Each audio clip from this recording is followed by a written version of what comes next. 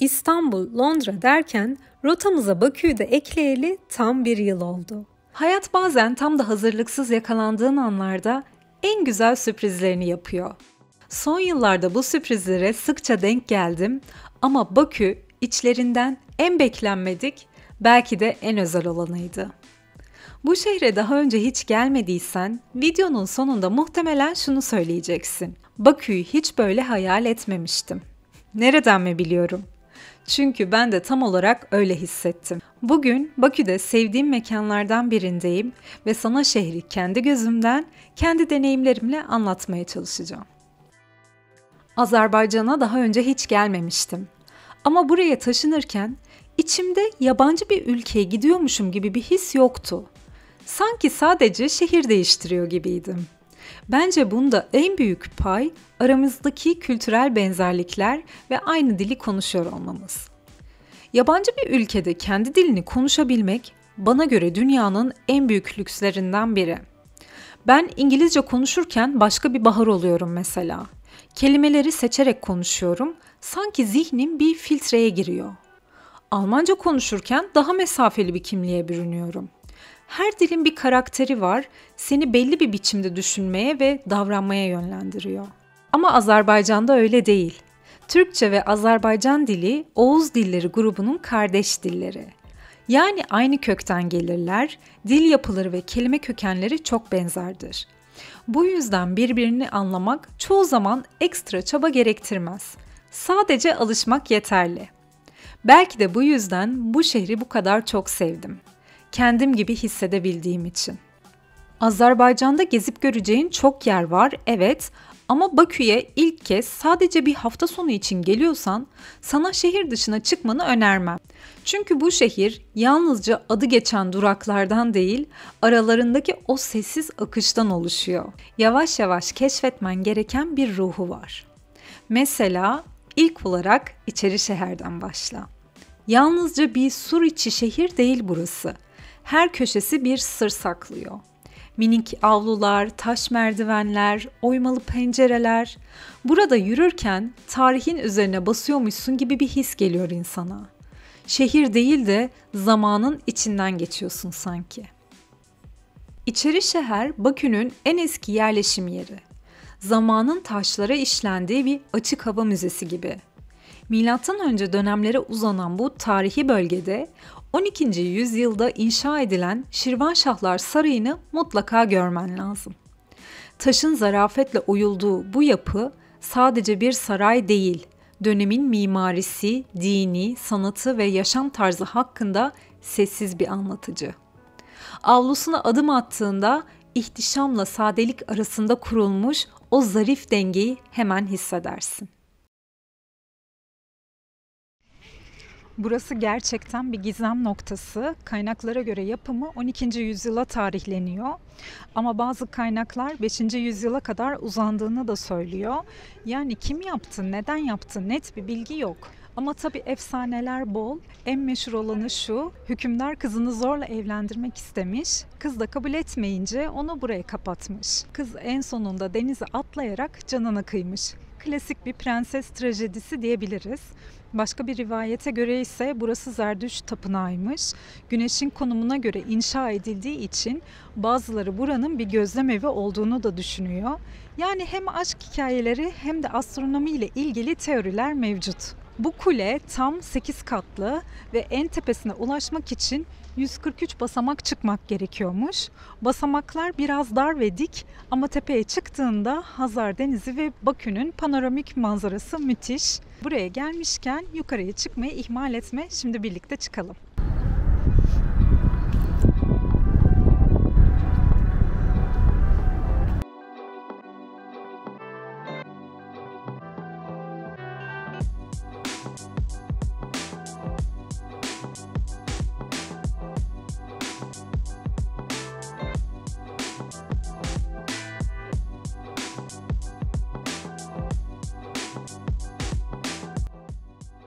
1830 yılında kurulan Bakü'nün en eski ve zarif parklarından biri Filarmoniya Parkı. İran'dan getirilen toprakla oluşturulmuş, zamanla geniş bir alan olmuş. Parkın kalbinde yer alan Azerbaycan Devlet Filarmoni binası 1912 yapımı bir zarafetin simgesi. İnce bir Fransız dokunuşlu süs havuzu ve parlak çiçek yatakları var. Surlardan çıktığında yürüyerek sadece birkaç dakikada ulaşabilirsin. Park bulvara doğru yürümeye başla. Modern bir alışveriş merkezi gibi görünebilir ama deniz kıyısında yürürken şehrin nefesini hissedersin. Ve yol seni Nizami Caddesi'ne çıkarır. Adını büyük Azerbaycan şairi Nizami Gencevi'den alan bu cadde hem geçmişin izlerini taşıyor hem de bugünün ritmini. Yürürken bir yanda Sovyet döneminden kalma taş yapılarla karşılaşıyorsun, diğer yanda modern butikler, kafeler ve sokak sanatçılarıyla. Tam bir zaman karması. Bakü'nün belki de en kozmopolit yeri burası. Sabah kahvesini elinde tutan gençlerden, ağır adımlarla yürüyen yaşlılara, turistten sokak ressamına kadar herkes buradan geçer. Ve herkesin yürüyüşü birbirine karışır, tıpkı geçmişle bugünün bu caddede karıştığı gibi. Burası Bakü'nün kalbi. Hem geçmişi, hem bugünü, hem de insanlarıyla, gündüzleri vitrinler, akşamları ışıklar konuşur bu cadde boyunca. Yol üstünde fark edeceksin ki bu şehirde sanat sadece müzelerde değil. Heykeller sokağa karışmış durumda. Birden karşına oturmuş bir kadın heykeli çıkar, biraz ileride kitap okuyan bir çocuk. Sana şehirle değil, şehirde yaşayanlarla ilgili bir şeyler anlatmaya çalışırlar sanki. Sadece dükkanlara bakarak değil, yukarıya bakarak da gez Nizami'yi. Çünkü balkonlardaki işlemeler, pencerelerin pervazları, sokak lambalarının altında asılı küçük heykeller sana şunu hatırlatıyor. Bu şehir detaylarda saklı. Four Seasons Hotel binası Bakü'nün en dikkat çekici simgelerinden biri. Klasik Avrupa mimarisini andıran görkemiyle Hazar Denizi kıyısında adeta bir şehir kartpostalı gibi duruyor. Ama burası sadece bir otel değil, aynı zamanda lüksün, zarafetin ve şehrin modern yüzünün bir temsili.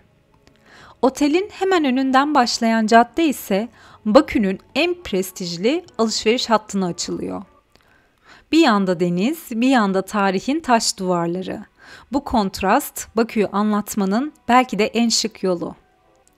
Bakü'nün silüetine en yukarıdan bakan 3 dev cam kule, Flame Towers. Gece olduğunda üzerlerine yansıtılan ışıklarla bir meşaleye dönüştürülüyor. Bu görüntü hem modern Bakü'nün hem de ateşler diyarı Azerbaycan'ın ruhunu yansıtıyor. Ama bölgeyi özel kılan şey sadece kuleler değil. Şehitler Hiyabanı sessizce yürünmesi gereken bir yer.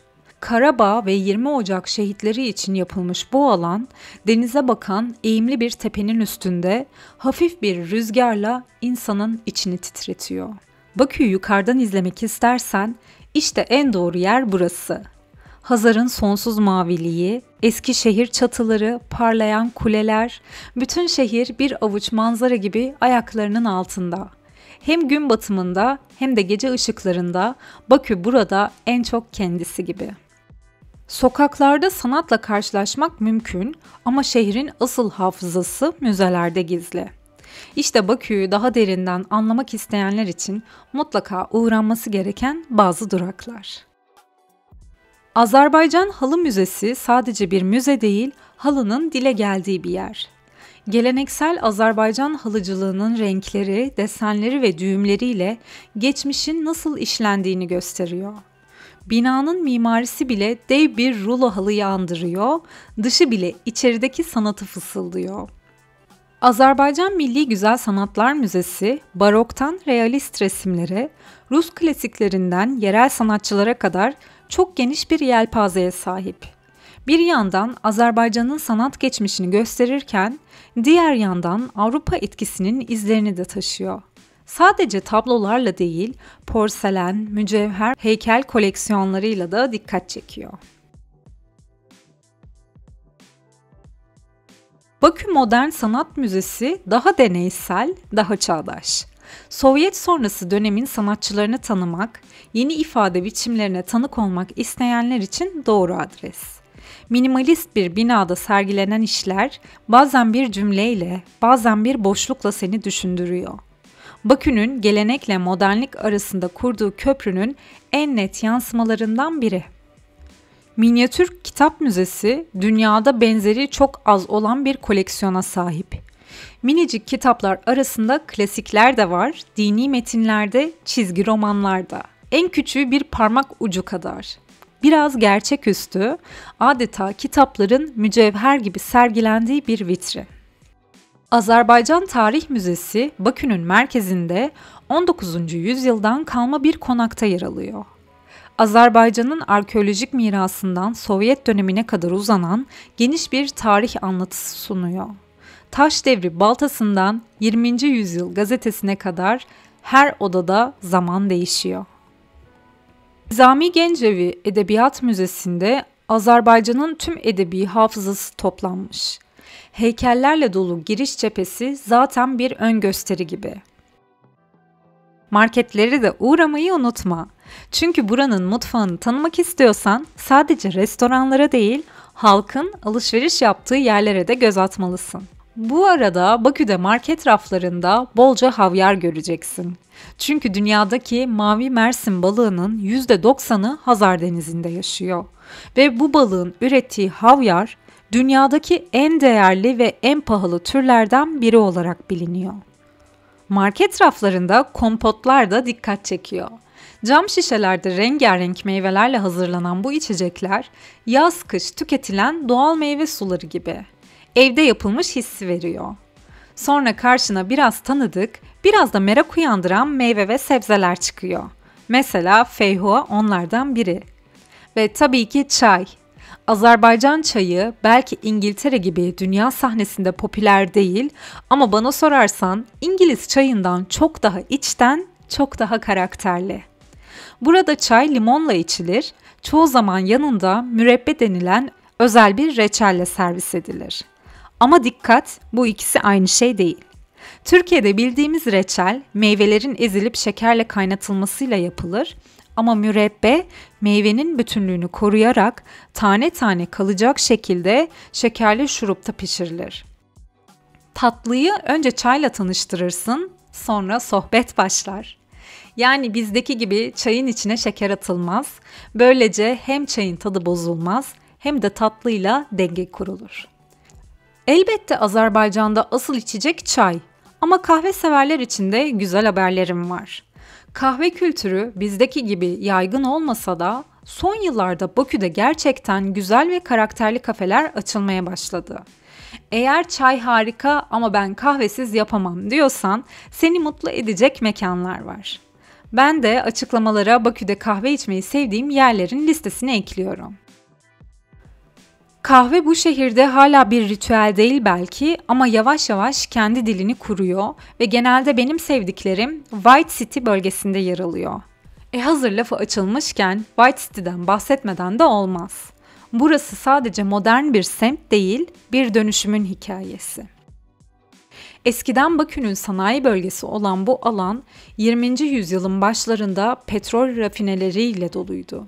Yani şehrin kara altınla kurduğu ilişkinin kalbiydi. Ama bugün beyaza dönüştü. Adeta Black City'den White City'ye yapılan bu dönüşüm hem mimari hem de şehircilik açısından çağdaş Bakü'nün sembollerinden biri haline geldi.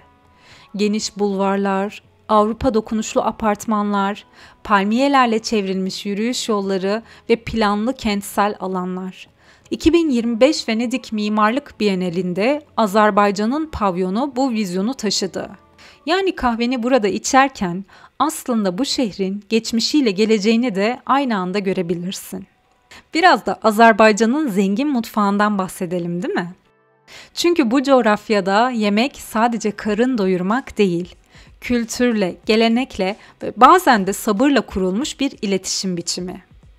Azerbaycan mutfağı, Türk, İran, Kafkas ve Orta Asya mutfaklarının etkileyici bir birleşimi gibi.